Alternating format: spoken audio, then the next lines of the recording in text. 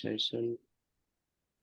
We almost finished the Lotus Sutra, and hoping next month I may be busy on Saturday too. Let's see how we can finish up this one.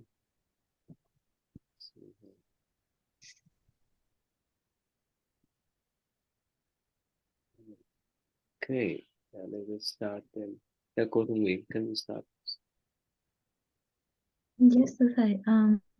At that time, Bodhisattva universal worthy form for his freely exercised transcendental powers, dignity, and virtue, in company with great Bodhisattva in immeasurable, boundless, and indescribable numbers, arrived from the east. The lands that he passed through one and all wake and trembles. Jewel lotus flowers rain down, and immeasurable hundreds, thousands, 10,000s, millions of different kinds of music play. In addition, numberless heavenly beings, dragons, yashas, gandharvas, asuras, garudas, kimnaras, mahogaras, human and non-human beings surrounded him in great assembly. It's displaying his dignity, virtue, and transcendental powers. Yes.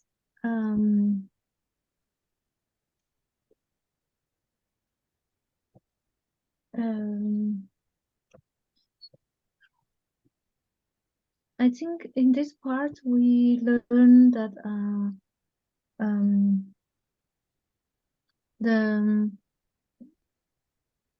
it's showing the transcendental power and the virtue of the bodhisattvas in countless numbers and also boundless directions from the east, and all the heavenly beings and all the beings were surrounding and cheer up his powers. Okay. Yeah. Yeah. Thank you. Yeah, William, please. When Bodhisattva Universal Worthy arrived in the midst of Mount Gridrakutta and the Saha world, he bowed his head to the ground in obeisance to Shakyamuni Buddha, circled around him to the right 7 times, and said to the Buddha, "World-honored one, when I was in the land of the Buddha King above jeweled dignity and virtue, from far I heard the Lotus Sutra being preached in the Saha world. In company with this multitude of immeasurable, boundless hundreds, thousands, 10,000s, millions of bodhisattvas, I have come to listen to and accept it. I beg that the world-honored one will preach it for us. And good men and good women in the time after the thus come one has entered extinction, how will they be able to acquire this Lotus Sutra?" So Universal Worthy addresses Shakyamuni Buddha and explains how he heard the Buddha preaching the Lotus Sutra from another Buddha land, the land of the Buddha King above jeweled dignity. And he then came to the Saha world through his spiritual powers with uncounted other bodhisattvas that joined him.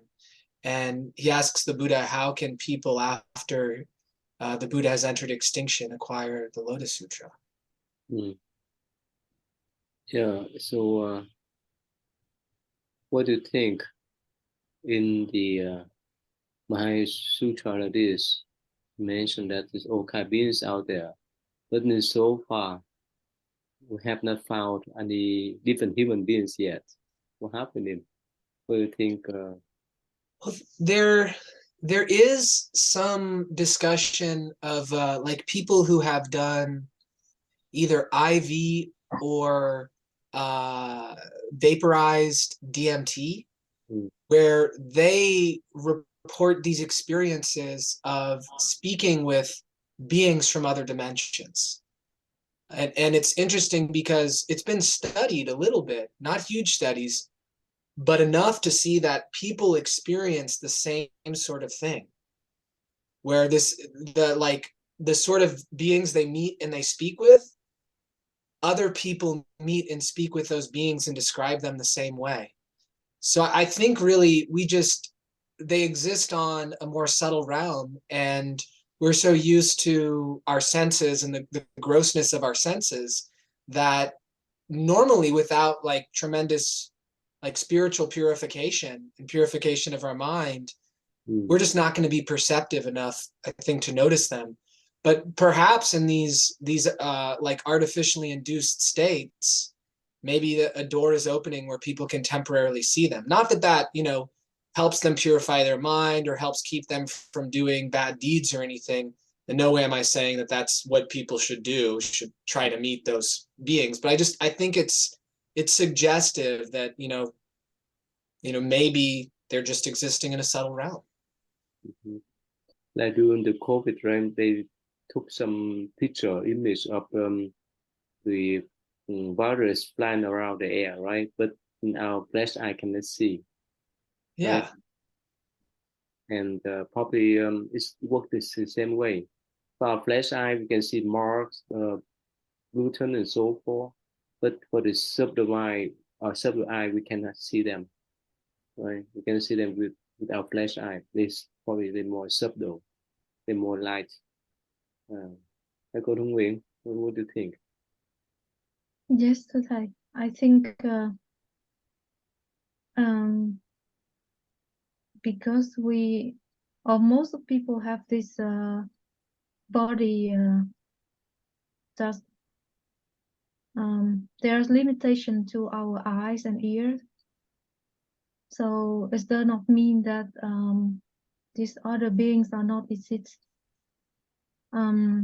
Also, I experience in my practice, the more I practice, the way I see my life change, and also the surrounding around me also change. Yeah, I've been yesterday in a meeting, but they planned it in a very beautiful hotels, and in that meeting room, I felt like, oh, this is actually, it feels like the heaven on earth, and all my colleagues, they are completely different than so I think somehow there are connections between the higher beings with humans, and that just because that we are not able to see them, but there are some people who are able to connect with them in the way that teaching the human beings into a better world, or at least preparing them on the way to learn the new skills, or be prepared for the changes in the world, to be able to be more adapt to what we are going. Otherwise, I don't think that the earth that we now living are so peaceful in certain place, and people are still practicing the Dharma.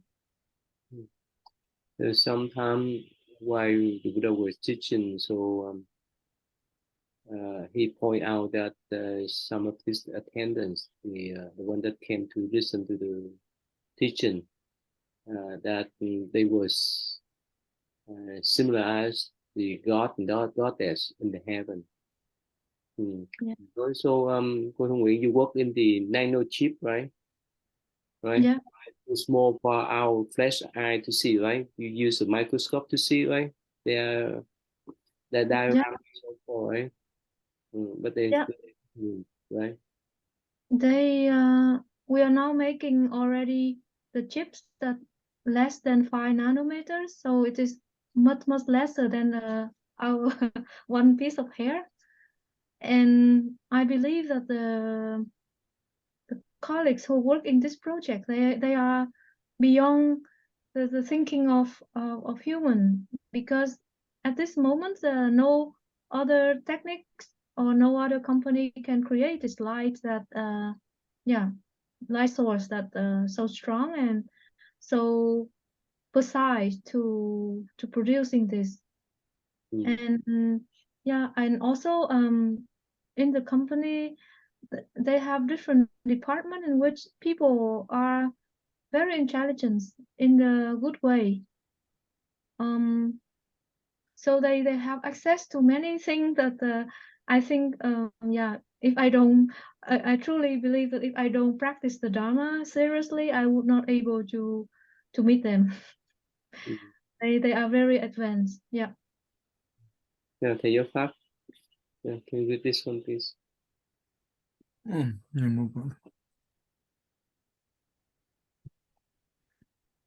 The Buddha said to the Bodhisattva universal worthy, if good men and good women will fulfill four conditions in the time after the third come one have entered extinction, then they will be able to acquire this lotus sutra.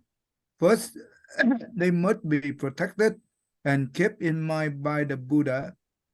Second, they must plant the root of virtue. Third, they must enter the state where they are sure of reaching enlightenment. Four, they must conceive determination to save all living beings. If good men and good women fulfill these four conditions, then after the third come one have entered extinction, they will be certain to acquire this sutra. Yeah. So in here, the Buddha has told Bodhisattva universal worthy. That means that the universal conduct Bodhisattva. The Buddha said that if the good man or when good woman fulfill the four conditions, even after the Buddha entered the extinction, they will surely be able to acquire this Lotus Sutra. And what are they? The first one is they must be protected and kept the mind by the Buddha. That means they must be protected by the Buddha and kept in mind by the Buddha. That means they need to have the Buddha mindset. Second, they must plant the root of virtue. That means virtue is different from blessing. For example, if when we someone yell at us, someone try to accuse us, instead of we have anger or resentment toward them or the one who got us a lot of trouble, instead of we have a resentment toward them, we just be patient and we practice love and kindness and compassion all time. This is where the root of virtue come from. When we have that, that means it's because for the Lotus Sutra, in the Sutra say that whoever try to preaching this sutra, there are a lot of bad people come and try to cause them harm. So when we have the virtue, we automatically protect by our own virtue. This is important. Third, they must enter the state where they are soon reaching enlightenment. That means they that means they need to practice meditation and all the mean to help them to and they need to have the right path, the right view, so can they walk on the right path with they have the Dharma method to practice, help them to reach enlightenment. And they also believe that they will reach enlightenment. For that means the one who know how to get here to there, right? And they also on the way to get there. That important. For they must conceive a determination to save all living beings. So this is where they make the vow, the Bodhisattva vow, to have the strong determination that they are the one who will benefit all living beings. In order to fulfill to have all these four conditions, I think it's they should be able to acquire this sutra. Yeah, the last one is speak about the departure of Mahaya principle or path. from the outer one. Yeah, in the Pali Canyon, it's pure rare to see some kind of vows. Yeah, sometimes we encounter some passages that the Buddha mentioned about you guys have to make the vows to be diligent and so forth, but it's still rare. This is a bit different. I think it's the thầy mới vừa bring up this point right here. I remember that in the Flower Adornment Sutra, the Buddha said that the sound here, right, or the Pasika Buddha, they are the ones see the everything, include the limit being. It's the delusion, right? It's not true. So therefore, they do not have the motivation or to resolve the body mind, right? To benefit living being. But the Buddha and the Bodhisattva do also see like that. But the only thing is the difference between the Buddha and Bodhisattva with the other people is with give me 1 second.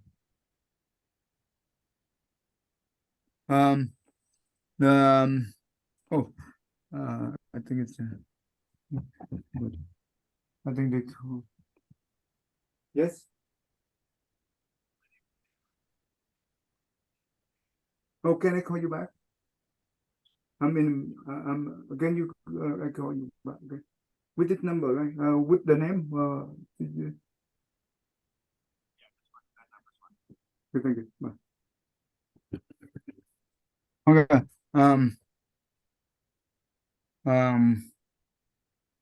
So basically, so yeah, the Buddha and the Bodhisattva, they also see the living being at the delusion, but the difference is to them, to the Buddha and the Bodhisattva, they see that. What about the living being like us? We are the one who not yet enlightened. We still see things real, not delusion.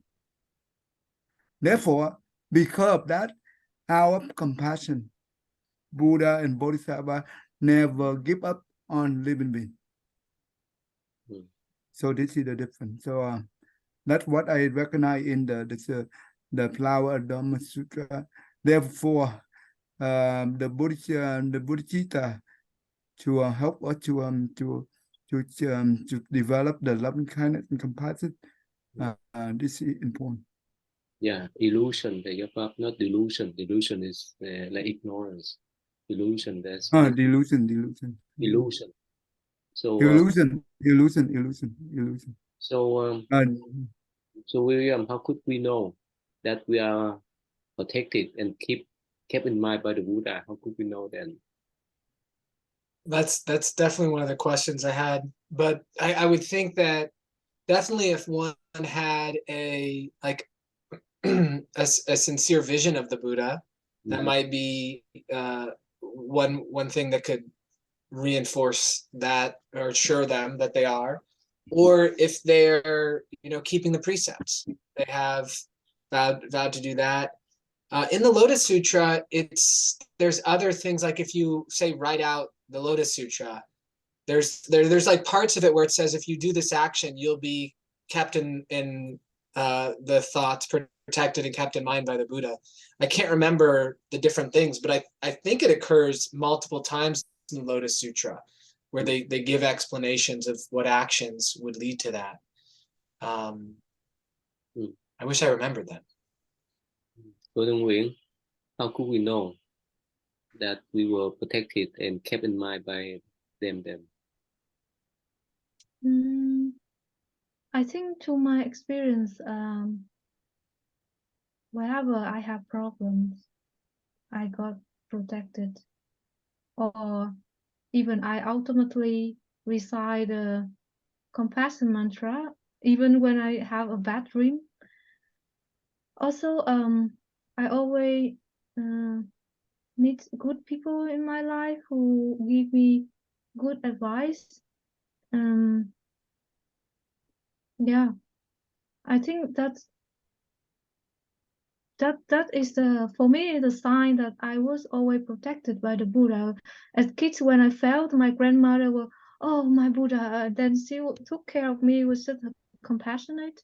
Then I know the name Buddha from her, in the way that I confirm that yeah, there is always reminding to the Buddha.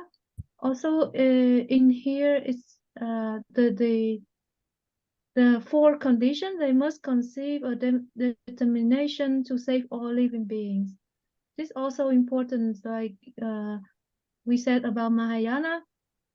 In practice, when I'm engineer, if I'm very good engineer, but I don't want to share my knowledge to anyone else, then it will not benefit to anyone else, even I'm very, very good.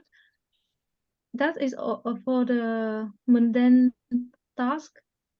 The same, I think, for having the lucky to learn about Buddha teachings and not sharing with anyone is even more important to make other being also at the same time having in this human body form also being happy. And that is also a form of selfish if we don't share, even we don't make the vow to help other beings, then we cannot pass through the teaching. So I think this 4 condition is makes sense to anyone on the way. And now I see that it's all this condition is there to at least for me to be able to learn the Lotus Sutra now. So do you recognize the different feeling between doing meditation by yourself and recite Buddha name or recite the mantra? You have that kind of different feeling? Yes, right. How is that? For so for in the past I spent from 2013 to 2016, I was mainly in meditations on my own, going to the meditation center. But also sometimes I also recite compassion mantra. And now I don't have time to go to the meditation center, also due to the COVID. But I do recite a compassion mantra more, and teaching the kids and trying to explain to my colleagues what I'm doing. I feel more connect, and these connections to others save me in the way of if I have in troubles or I'm not feeling well. I'm thinking about all the happiness that I could share with other people. And in this stage, when I was so ill, I could put my mind at ease. That okay, at least I did something good to help others, and that helped me a lot to overcome difficult time in my mental. Sometimes I see that even we meditate, we are still, at least for me, I'm still influenced by the vibrations of the earth.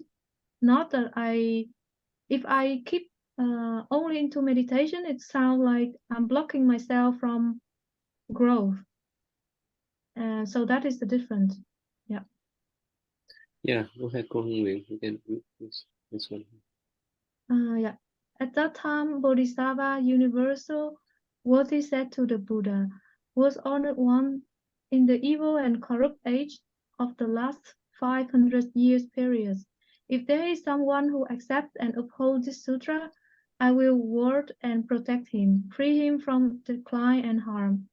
See that he attains peace and tranquility, and make certain that no one can spy out and take advantage of his shortcomings. No devil, devil sons, devil daughters, devil minions, or one possessed by the devil. No yasas, rasasa, kamhanda, pishacha, kritya, pantana, Vetada or other beings that torments humans like will be able to take advantage of him. Yeah, so again, in this part, we learn that the Buddha confirmed that he gonna protect um, someone who accept this and uphold this sutra. Also, no other harmful beings can take advantage from these human beings when they practice the Lotus Sutra. Mm. So William, you feel that you're protected when you memorize the verses of the Sutra? You feel strongly?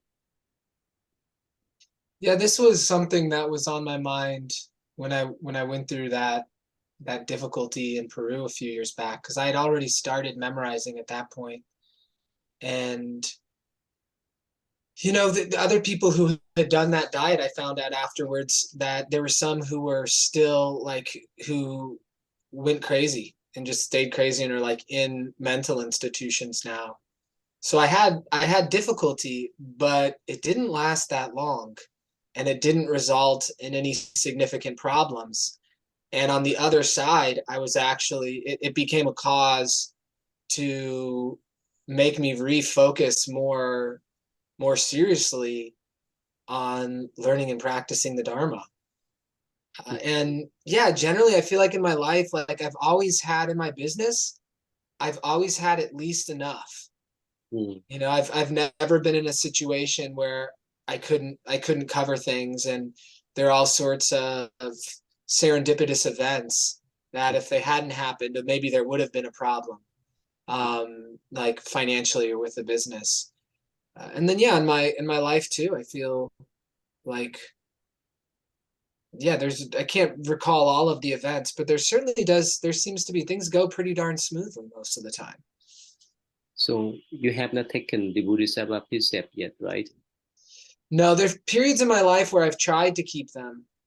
And I have kept them for periods, but I haven't recently. No, I mean, officially, formally, you have not taken. Oh no, never taken them formally. No. You plan to take, or you don't know?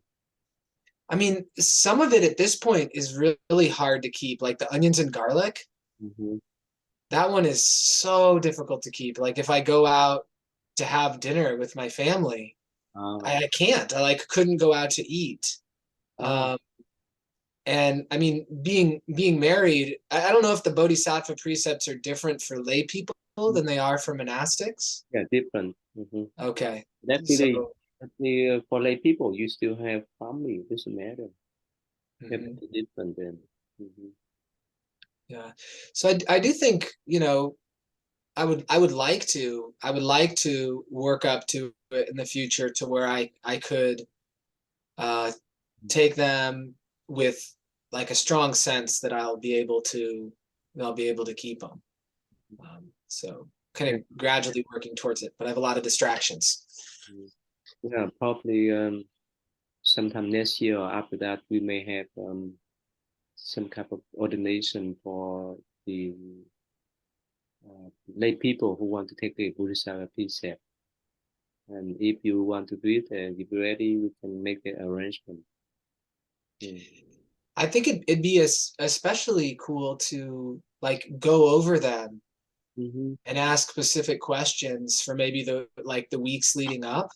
Absolutely. To see if I can kind of work out my, the different areas where I'd be concerned about keeping them, and make sure I fully understand them too. Mm-hmm. And actually, the reason one, I think in 2013, I spent, I think, more than a year to spend to the lay people, Vietnamese people, about the precept before they take it. That's the most. You need to understand. You need to know what you're taking about. Taking, not go to the platform and take without understanding. It's a waste of time. Okay. Yeah, like one of them is around. I mean, the distinction between medicine and an intoxicant. I feel like I know that sense, Mhm. But that's one I'm especially curious about, because like if I have a patient that I'm using ketamine for depression, Mm. like there's evidence for usage of ketamine for depression and it works well, but ketamine's also used for fun. People will like use it illegally, recreationally. And so there's just like little questions on things like that, of like kind of technical, like where's the agreed upon boundary line for things. The basic one is the intention. That's all. You have intention to use them in the proper way, in the right way, in the beneficial way. That's okay. That's all. That's all we need. That if someone have wrong intention for different, I'm so surprised when I went to Walmart to buy, W4. The spray W4. Oh, WD-40. WD-40? 40. W40, sorry, yeah, W40. WD-40. And ask my ID. You know what's happening, right? People are, they're huffing. Yeah, they're huffing it. Yeah. First time, I'm so surprised. How could Paint. they do this? They'll do it with paint. They'll do it with different types of glue. Yeah. I don't know. Phương Nguyễn, you know what's mean W40? No, today. Okay. Let's say, okay, let me type for you. W40 is just the spray for you to clean up. Let me copy in W40. Rusted metal. You can use W40 to clean it up. Yeah. Yeah. Or like squeaky hinges. Yeah. First time, Phương Nguyễn, you recognize, right? For your engine. Yeah. That's what for W40. So when they bought it, they asked for the ID. I said, why is that? And they say, yeah, someone abused that. Oh. Yeah. Could not believe this. They find any way to intoxicate their own mind and body. I don't know how I say that. Anyway, all right, okay, let's move on. Yeah, please, William. Whether that person is walking or standing, if he reads and recites this sutra, then at that time I will mount my six-tusked kingly white elephant, and with my multitude of great bodhisattvas will proceed to where he is. I will manifest myself, offer alms, guard, and protect him, and bring comfort to his mind. I will do this because I too want to offer alms to the Lotus Sutra. If when that person is seated, he ponders this sutra, at that time too I will mount my kingly white elephant and manifest myself in his presence. If that person should forget a single phrase or verse of the Lotus Sutra, I will prompt him and join him in reading and reciting, so that he will gain understanding. At that time, the person who accepts, upholds, reads, and recites the Lotus Sutra will be able to see my body, will be filled with great joy, and will apply himself with greater diligence than ever. Because he has seen me, he will immediately acquire samadhis and dharanis. These are called the repetition dharani, the 100,000, 10,000 million repetition dharani, and the dharma sound expedient dharani. He will acquire dharanis such as these.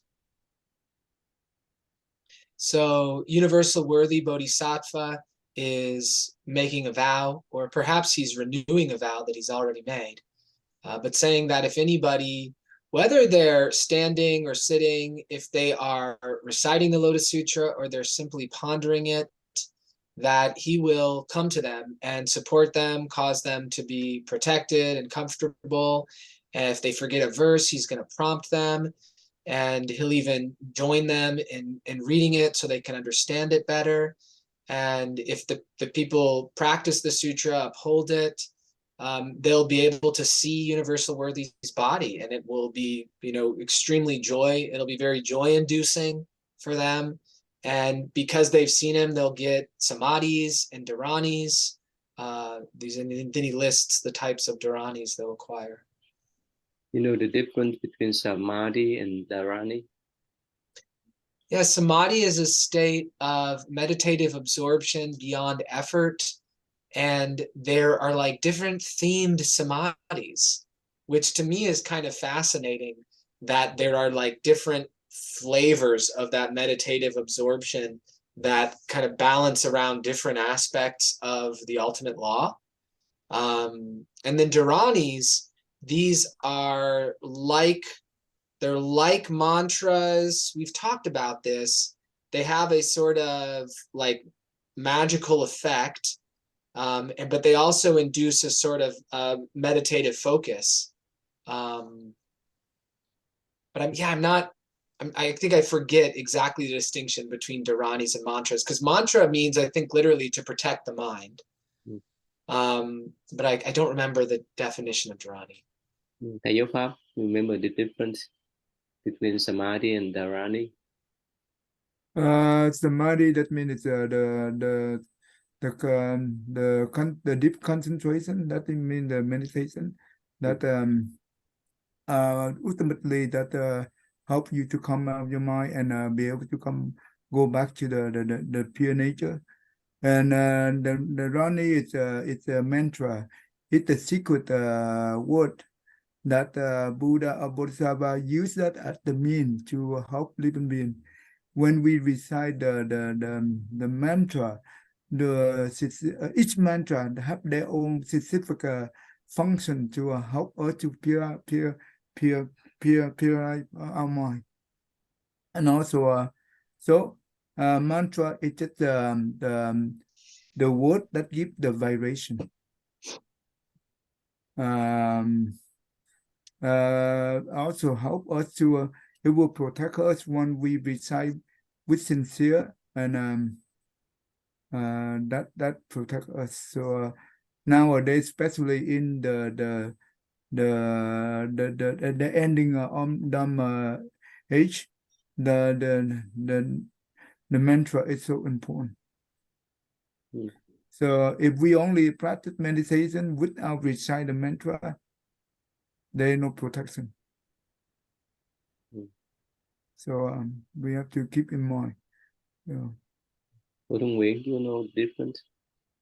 Just to say, I think samadhi is more like concentrations, and dharani is more like a flow.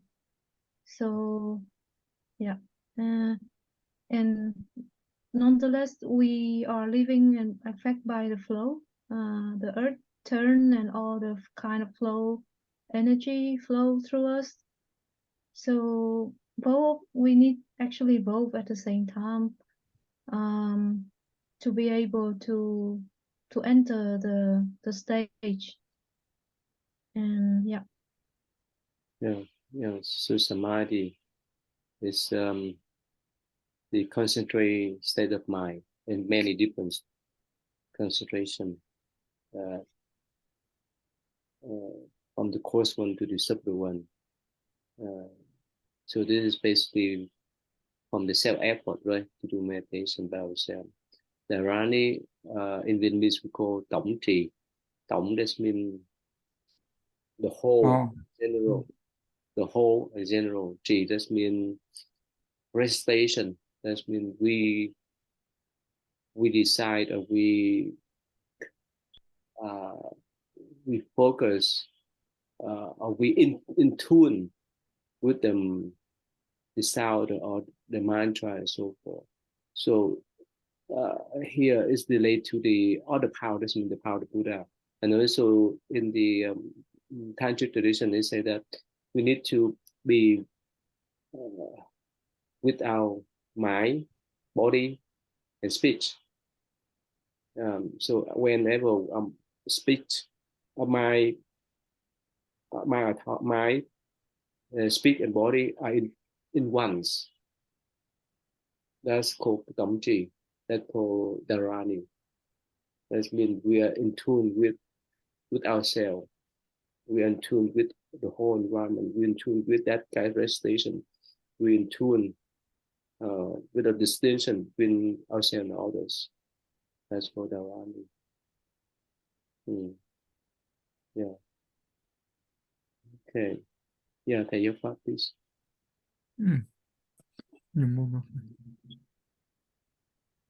One in that later time, in the evil, corrupt and corrupted age of the last 500-year period, if monk, nun, layman believer, or laywoman believer who seek out, accept, uphold, read, recite, and transcribe this Lotus Sutra should wish to practice it. They should do so diligently and with a single mind for a period of 21 days. When 21 days have been fulfilled, will mount my sick. I will mount my sick white elephant and with the immeasurable number of bodhisattvas surrounding me with his body that all living beings delight to see, I will manifest myself in the presence of the person and preach the law for him, bring him instruction, benefit, and joy. I will also give him the Lani spell, and because he have acquired this spell, no non-human being will be able to ensure him, and he cannot be confused or lead astray by women. I too will personally guard him at all times. Therefore, World Honored One, I hope you will permit me to pronounce this Narani. Then in the presence of the Buddha, he pronounced this spell. Yeah. So basically, this is the Bodhisattva said that if for the last 500 year period of the corrupt age, if the monk and nun, that means the four multitude, who seek out and accept and uphold, read and recite, describe this Lotus Sutra, which to practice, and that means he will, that means Bodhisattva will present himself with the sick white elephant with immeasurable number of bodhisattvas surrounding him, and and all the living beings, that means ourselves, wish to see him in whatever form he will manifest in the form that we want to see, and he will preach the law and bring give us the instruction and benefit and joy, and also give us the Dharani spell. That means no non-living being, human, will be able to ensure or harm us, and also help us to protect us, leading to the astray by the woman. So this is will be guarded all time. So that's what he make the vow, and he about to give for now the spell. Yeah. Yeah. So you used to talk about your experience in Peru, right? When you took that type of special herbs, right? What happened? From time to time, I heard people, especially in Vietnam, they say that if they were touched by someone else, they would be put in the spell, and they couldn't control themselves. All the people, the one that gave them that spell, would control their mind completely. What do you think? I have not encountered this type of situation before. What do you think? Is it true, or people exaggerate that? Unless they take the pill, unless they take the herbs, it will affect their physical makeup easily. Yeah. I mean, looking back on it, it started 24 hours after the last time I had ingested the herb mixture. So the acute effects had long been over, and I had been in like normal mindset for like over 12 hours. And I don't know, I ate dinner. You're not supposed to have dinner, but the shaman said it was okay if I had dinner the last night. But classically, you shouldn't have dinner the whole time for the diet, just lunch and breakfast. And I immediately felt like it was oatmeal, and I felt like it was poisoned. I don't know why. It didn't taste like anything. I just had a sense, because I'd become suspicious of the shaman leading the treatment. And so I spit out, I'd already swallowed some, but I spit it out and didn't eat any more. Then a few hours later, he wasn't like around. He was over in his hut. My mind just started slipping, and the sense I had in my mind was that he was involved.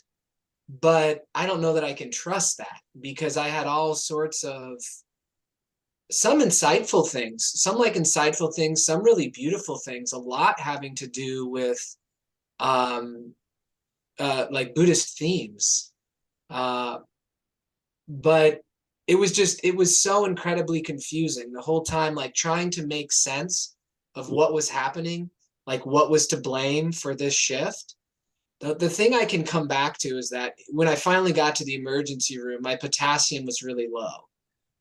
So that what makes the most sense to me is that, you know, the diet and the herbs made my body, I wasn't getting enough potassium and I was losing too much potassium. And there are cases of like first time psychosis just from low potassium levels. Not everyone gets it, but there's enough case reports in the literature that seems to be the best explanation. I can't really say if his intention was good or bad, if he wanted to harm me or not. I didn't trust him. I had a sense that he had some bad motives, but I really don't know. I'm just glad I got better. And I don't want to have anything to do with that person. Like, I don't want to think about him. I don't want to like message him. Like, I have such a negative association with him now. You see that due to that, that is your good root affinity you planned in the past. At that moment, you'll be able to awake from that. That really good, right? Instead of it's bad, but it turned out to be very good. Yeah. I mean, I reached out when I was in the still delirious, but like with it on some levels, but just like having all these weird explanations for what was going on. But I reached out to Tue Dot from Unlock. So he was one of the first people I met when I got interested in Buddhism. And he like texted me back right away and said he was praying for me and that I should, you know, start, you know, remember my practice. And things, I mean, gradually got better from there. Whether that was the cause or just an association, I don't know, but that sort of connection, it felt very helpful. And then, you know, I think it was after I got back to the States that I reached back out to Thich Dot. I think I was probably a little too embarrassed at the time to reach out to Thich Dot. It was a little like they talk about Earth Store Bodhisattva manifesting in different forms that people can listen to. And so it was like, in that case, a layperson, I felt like more comfortable reaching out to. So I can kind of, the experience also led me to understand some of the teachings in different ways. Cô Đông Nguyễn, as a female practitioner, so let's say when you go to Vietnam, when you go to India, or even this the foreign country, would you concern that someone may give you a spell and you may lose your control yourself? Actually, yes, yeah. In the way that well, actually, just yesterday, some of my colleagues say, "Wow, you're gonna travel again to so long and alone." They would not able to do that. Even they never think of the idea to leave Europe and things like this.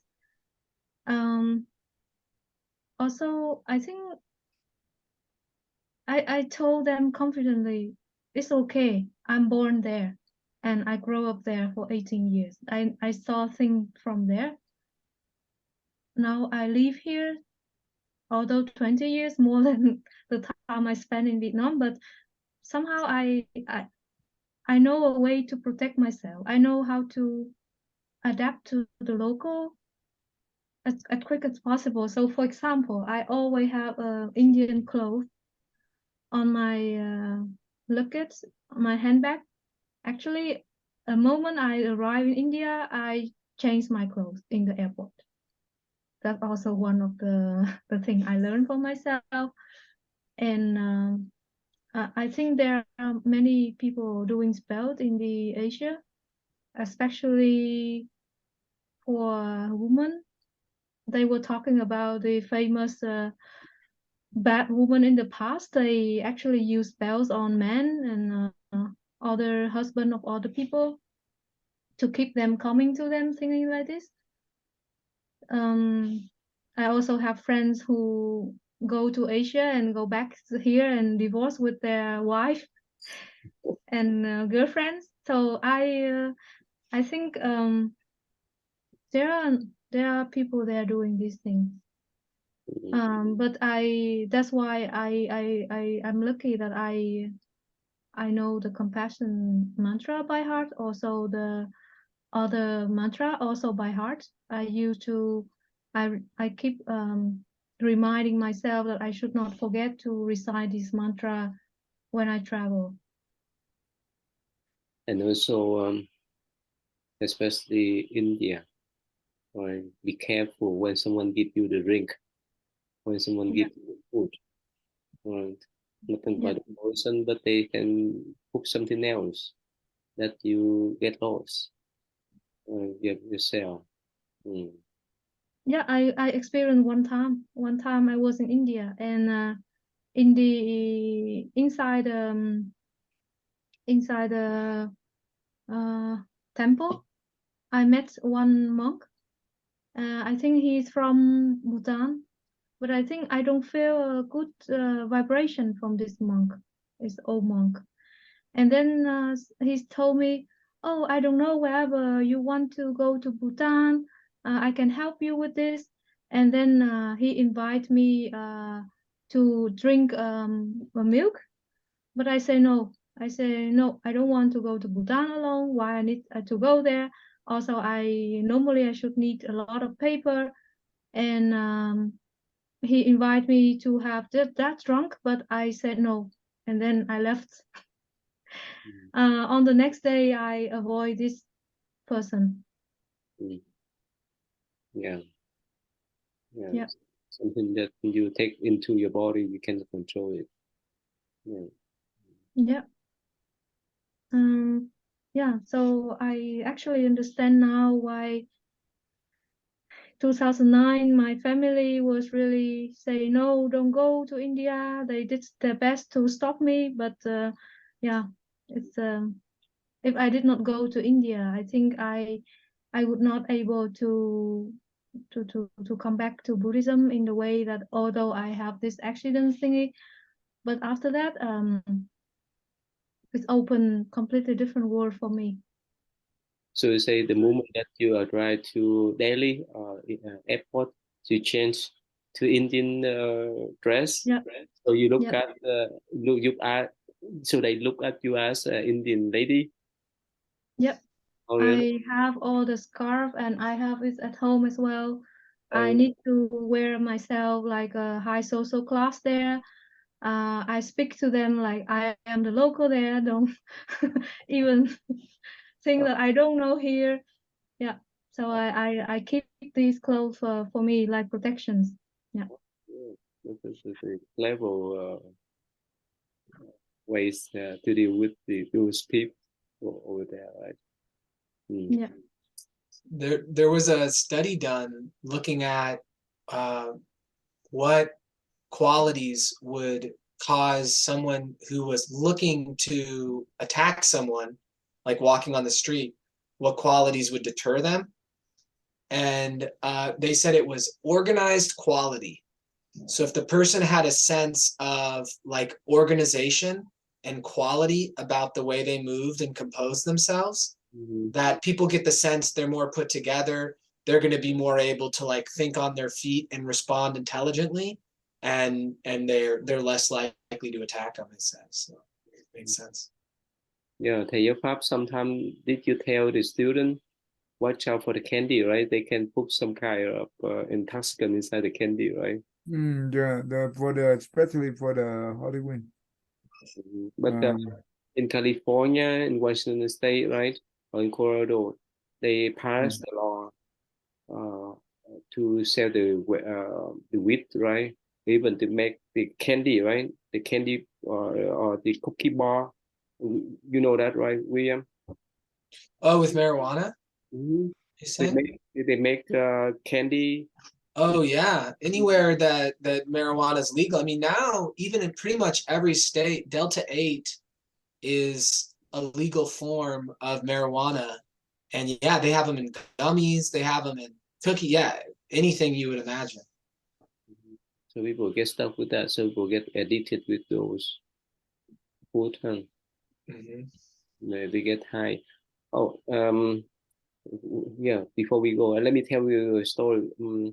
I think just last month, this couples, Vietnamese people visit our temple, and during our conversation, they say that, especially the wife, she said that she used to take some kind of meth, right? A pill. Oh, meth, wow. Pill. I don't know. I don't know whether meth or pill. I don't want to. I don't know much. But she said whenever she took that, she feel good. She would see all kind of celestial beings. Mhm. Is I that mean, those get kind high, of, get higher. yeah, they get high, or some kind of, that can call trigger the nerve system, right? To see that kind of illusion. Is that right? Um, I don't know much about the experience of meth, if it is meth. I know that people don't sleep for days and they tend to be, let's say, very desirous, and they tend to be liberal in acting on that. And they burn themselves out. There's a severe cost to it. Like the meth, if people don't have teeth, meth is a good guess. Yeah, I saw Crack is that. another good guess. I've never heard anyone say they see celestial beings on it. For that, I think more about like maybe mushrooms or LSD or ayahuasca, those sorts of things. But maybe, I don't know.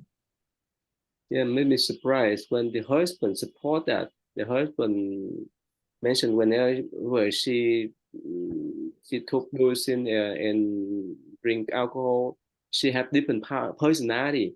But the husband believed that someone possessed her. I shake my head, no way, because she was influenced by the chemical, right? By the Mhm. alcohol, or by the metal, whichever. But that's why she changed her personality. But for him, I mean, that for her husband, he said that someone possessed her. He believed that. At Yeah, that time, I just listen. I would not try to explain anything. That's what he believed. That's okay. Yeah. yeah. Okay, so time is up now. Let's just finish up today. Yeah. Okay. Thank you. Thank you.